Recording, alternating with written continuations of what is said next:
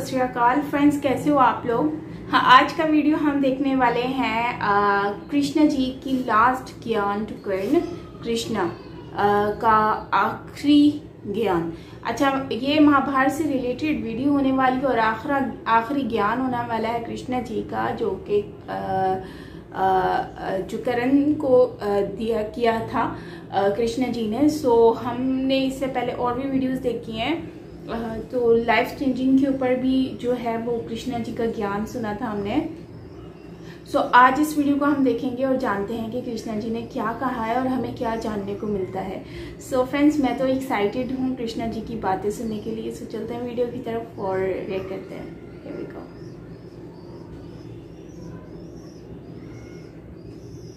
मेरे साथ ऐसा क्यों हो रहा है भगवान परशुराम?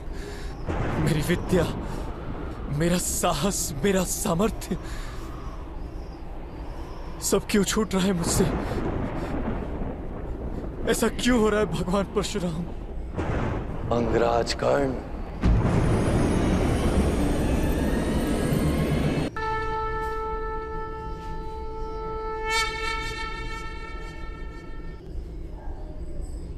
भगवान परशुराम के शब्दों को स्मरण कीजिए। जाओ कर्ण, जीवन में एक समय ऐसा आएगा जब तुम्हारे लिए परीक्षा का सबसे बड़ा क्षण होगा।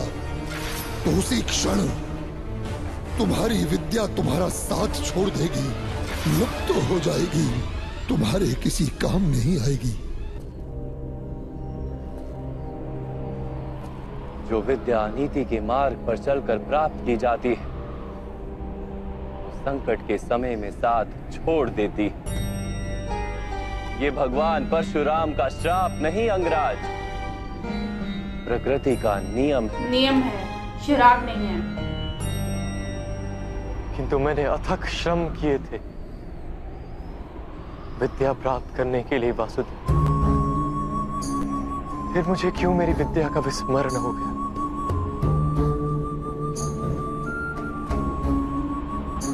विद्या प्राप्त करने का प्रयत्न आपने क्यों किया था अंगराज? क्या विद्या का महत्व जाना था आपने? क्या विद्या प्राप्त करके समाज को लाभ देने की इच्छा थी आपके हृदय में, या केवल अपने अपमान का प्रतिशोध लेने हेतु आपने विद्या प्राप्त की? जब ज्ञान को मनुष्य साधन मानता है, किसी अन्य वस्तु को प्राप्त करने हेतु ज्ञान ग्रहण करने निकलता है, तब ज्ञान ग्रहण करते समय उसका मन स्थिर नहीं हो पाता। ज्ञान उसकी आत्मा का गुण नहीं बन पाता। जो व्यक्ति अमूल्य ज्ञान का मोल जानकर ज्ञान प्राप्त करता है, वो उत्तम बन जाता है। किंतु जो व्यक्ति कुछ और प्राप्त करने के आशय से ज्ञान प्राप्त करता है, वो जीवन भर श्रेष्ठ बनने की स्पर्धा में लगा रहता है, किंतु उत्तम नहीं बन पाता। आपने भी ज्ञान प्राप्त किया किसी आशय से, भगवान की शरण में रहकर भी आपका मन शांत नहीं हुआ। आप प्रतियोगिता करते रहे कहीं दूर बैठे अर्जुन के साथ। मैं लौटूंगा, पर इतना विश्वास दिलाकर जाता हूँ कि मैं भारतवर्ष का सबसे श्रेष्ठ धनुर्धर बनकर लौटूंगा और आपके सभी शिष्यों से श्रेष्ठ बनूंगा मैं। ज्ञान प्राप्ति का आपका आशय ही अनुचित था, तो इस विद्या का विस्मरण कैसे नहीं होता अंगराज? कैसे नहीं करता मैं प्रतियोगिता वासुदेव? कैसे समझौता कर लेता अपने जीवन के साथ? ये समाज निरंतर ही मेरी संभावनाओं को कुचलता रहा है, मेरी शक्ति को सम्मान नहीं दिया, मेरे सपनों को स्वीकार नहीं किया, सदा ही सूत पुत्र कहकर अपमानित करता रहा है मुझे। अपने पिता की बात मान लो, क्योंकि उन्हें ज्ञान है कि सूत में सामर्थ्य नहीं होता। ये क्या सूत से क्या होता है? ईश्वर की दी हुई संभावना मनुष्य का अधिकार है वासुदेव, और यही समाज किसी को उसके अधिकार से किस प्रकार वंचित कर सकता है? अवश्य ही ये घोर अपराध है राधे। जाति पाति का भेद करना और इन मिथ्या भेदों के आधार पर किसी मनुष्य को या समाज के किसी भाग को अधिकार से, अवसर से, संपत्ति से या सम्मान से वंचित रखना मानवता के विरुद्ध है। तो फिर मेरा क्या दोष है वासुदेव? यदि मेरे मन में असंतोष जन्मा, यदि मैंने प्रतियोगिता की, यदि मैंने बलपूर्वक अपना अधिकार प्राप्त करने का प्रयत्न किया, तो मेरा क्या दोष है वासुदेव? आपको जो दुख और अपमान मिले वो वास्तविक थे, किंतु आप उन्हें अवसर बना लेते तो समाज का उद्धार होता और आपका कल्याण होता। आप जैसे शक्तिमान मनुष्य का आधार यदि अन्य शोषित और पीड़ित लोगों को मिल जाता तो कितने जीवन सुख से भर जाते। आपके पास संभावना भी थी, सामर्थ्य भी था, सब कुछ था और उस पीड़ा का अनुभव भी था, किंतु आपने अपना जीवन उन्हें समर्पित नहीं किया। आपने अपना जीवन समर्पित कर दिया दुर्योधन को। दुर्योधन को? जिसके पक्ष में केवल अधर्म था और कुछ नहीं।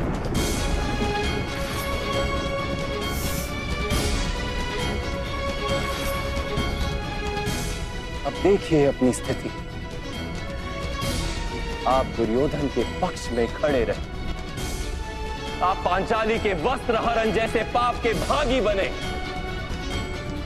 आप अपनी माता का सम्मान नहीं कर पाए। अपने ही भाइयों के 2-2 पुत्रों की हत्या की आपने, कर्ण ने। और आज अपना धर्म गंवाकर, अपनी विद्या गंवाकर, अपना संतोष गंवाकर अपने ही अनुज के हाथों मरने के लिए सज खड़े।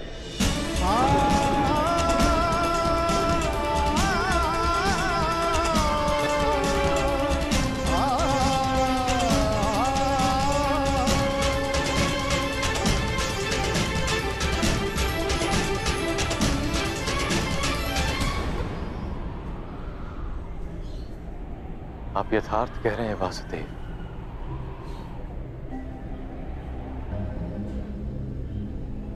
किंतु मैं मित्र दुर्योधन के उपकारों का विस्मरण नहीं कर सकता।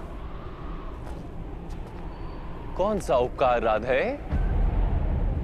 क्या आपसे मित्रता करने के पश्चात दुर्योधन ने समग्र हस्तिनापुर के सूतों और पीड़ित मनुष्यों को विद्या का अधिकार दे दिया? क्या उसने सारे पीड़ित और शोषित समुदाय को अपना लिया? नहीं, नहीं राधे। उसने केवल अपने लाभ हेतु आपसे मित्रता की। आपके हृदय में अर्जुन के प्रति जो प्रतिस्पर्धा थी, उसके कारण आपसे मित्रता की। यदि आपने अपने दुखों का त्याग करके समाज के दुखों को अपनाया होता तो दुर्योधन की मिथ्या मित्रता का सत्य आप जान पाते। दुर्योधन ने तो बहुत बुरा किया था। यदि दुर्योधन के हृदय में उपकार की भावना होती तो आप उसके माध्यम से संसार के पीड़ितों को लाभ करवा पाते। वास्तव में उसे सारे अधर्मों और अपराधों से मुक्त करवा पाते। किंतु आपने सत्य जाना ही नहीं। आप पर किए गए उपकारों का वास्तव में कोई मूल्य ही नहीं था। मैंने जीवन भर पीड़ितों और वंचितों को दान दिया है वासुदेव। अपनी संपत्ति में से अपने पास कुछ भी नहीं रखा। धन दान का वास्तविक लाभ दानी को होता है, दान प्राप्त करने वाले को नहीं। सही बात।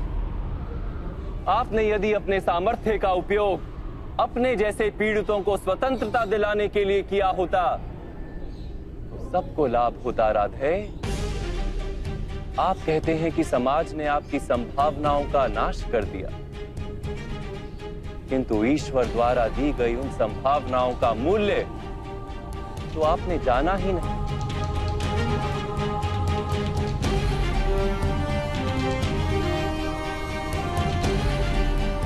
एक सत्य जान लीजिए,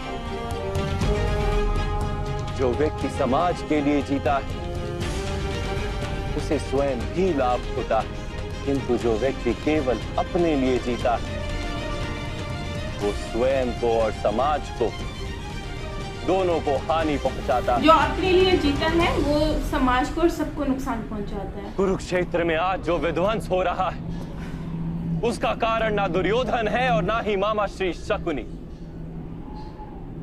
ये पाप 3 महारथियों का है, महामहिम भीष्म, गुरु द्रोण और आप राधे। भीष्म, दुर्योधन, आप तीनों ने यदि अपने माने हुए धर्म का त्याग करके समाज के कल्याण का विचार किया होता, दुर्योधन को सहायता नहीं दी होती, तो ये युद्ध ही नहीं होता।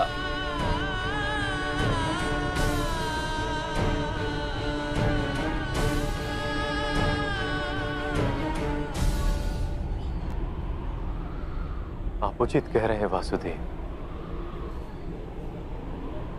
इस समाज को जितनी हानि अधर्मियों से नहीं होती, उससे अधिक हानि धर्म जानने वालों की निष्क्रियता से होती है। इस महायुद्ध का पाप हमारे सर है।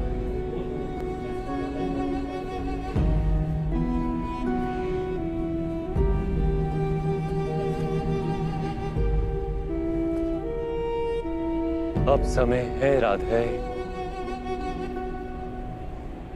अपने दुखों को भूल जाइए, अपने अधर्म का त्याग कीजिए और अपनी मृत्यु को स्वीकार कर लीजिए। मृत्यु मतलब कर्म की। इसी में समाज का और आपका कल्याण है राधे।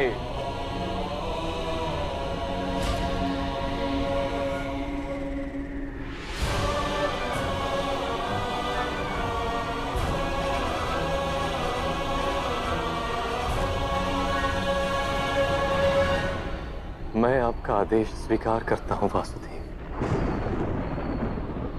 मृत्यु का भी स्वीकार करता हूं।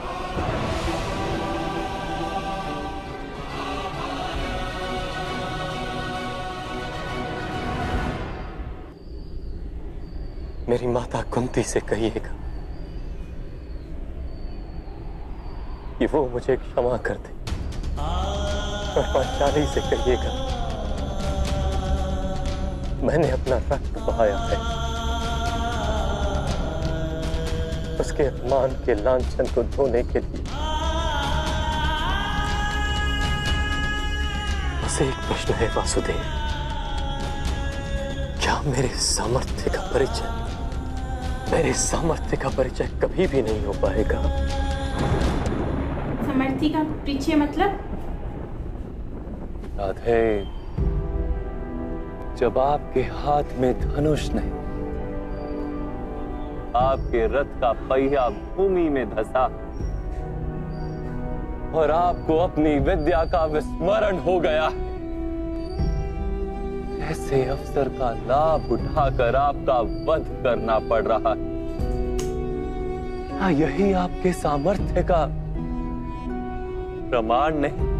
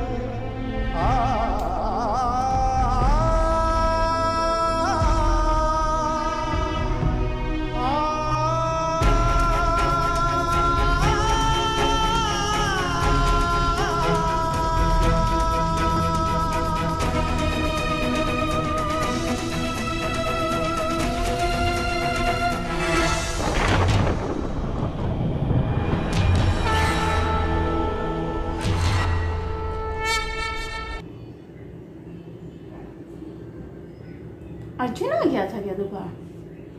फ्रेंड्स, ये वीडियो थी जिसमें कृष्ण जी जो हैं कर्ण की जो वध है उसके ऊपर ज्ञान दे रहे थे।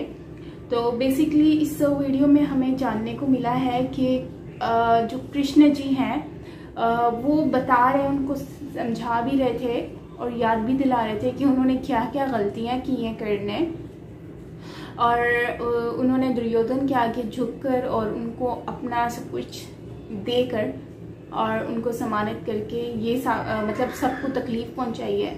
और जो अपने लिए जीता है बेसिकली वो दुनिया को, हर किसी को नुकसान पहुंचाता है, और जो दूसरों के लिए जीता है वो खुशियां देता है सबको। तो ये चीज़ हमें इस वीडियो में जानने को मिली कि कृष्ण जी ने कर्ण को बताया कि तुमने जो गलतियां की हैं और इसमें तुम गलत हो और दुर्योधन गलत है और भीष्म जो है वो गलत है।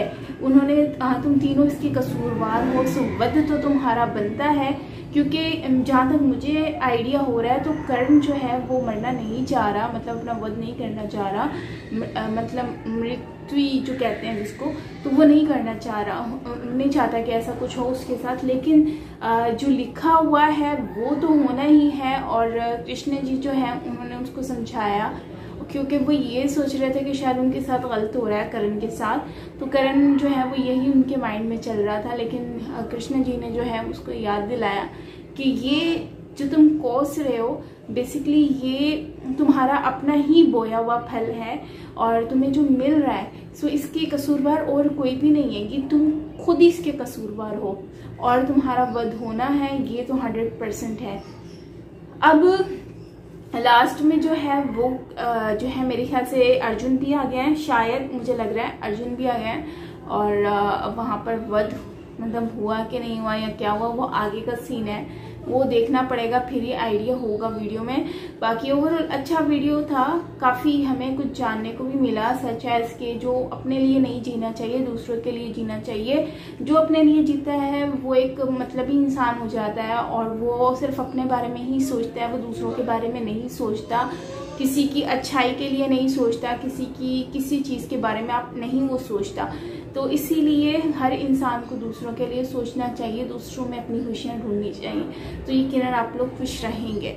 सो फ्रेंड्स, ये हमारा आज का वीडियो था जो कि कर्ण एंड कृष्ण जी से रिलेटेड वीडियो था। एंड इस वीडियो में हमें जानने को मिला जो कृष्ण जी जो हैं लास्ट में उन्होंने उसको कर्ण जो है उनको अपने जो है गले भी लगाया, और उसके साथ साथ जो है वो काफ़ी इमोशनल सीन था, काफ़ी हार्ट टचिंग सीन था। एंड जो है हमने इसमें और भी चीज़ें देखी, जैसे कि जो है वो बुराई का साथ देने से आप भी हमेशा मतलब उसका आप पर भी असर होता है। सो बुराई को कभी भी आपने साथ नहीं देना और बुराई को कभी भी अपने आसपास भी घूमने मत दें, और अगर आए भी तो उससे बच के रहें। और क्योंकि जो दुर्योधन है उसने कितना बुरा किया था आपको भी मालूम है, और उसके बाद फिर उसका साथ देना और फिर वो जो सबके साथ बुरा करे फिर उसी के साथ आप भी मिल जाओ, तो फिर आप में और बुरे में फ़र्क क्या रहा। मुझे इस वीडियो में यही समझ आया, बाकी आप मुझे बताइएगा कमेंट सेक्शन में कि आपको क्या समझ आया और आपको कैसा लगा। मिलते हैं नेक्स्ट वीडियो के साथ, till then take care, bye bye.